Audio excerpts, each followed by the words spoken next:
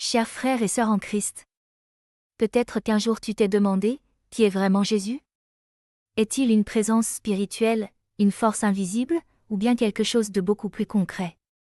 La Bible est très claire sur ce point, et c'est essentiel de le rappeler, car c'est souvent ici que commence la pente glissante vers de faux enseignements.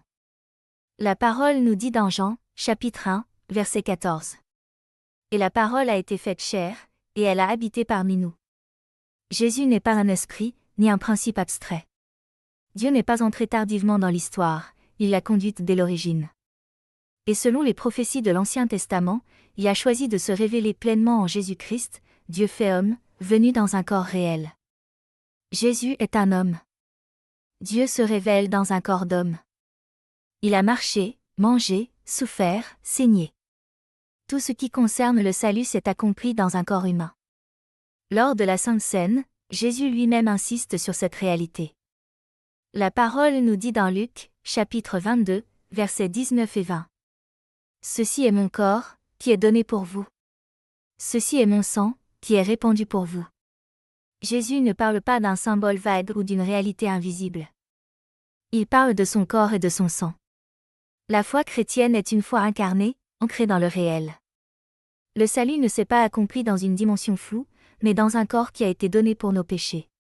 Et cette vérité ne s'arrête pas à la croix. La Bible nous parle aussi de la résurrection.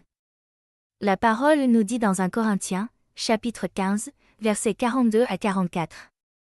Il est semé corps corruptible, il ressuscite corps incorruptible. Nous ne restons pas des esprits. Dieu promet un corps nouveau, transformé, purifié.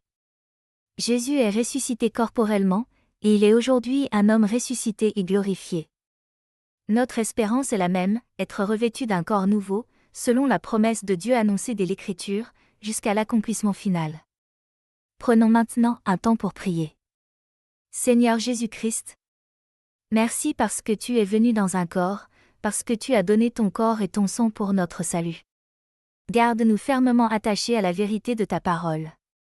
Préserve-nous de toute confusion et recentre notre foi sur toi seul, mort et ressuscité. Fortifie notre espérance dans la résurrection que tu promets. Amen. Je te souhaite une belle journée bénie en Jésus-Christ notre Sauveur.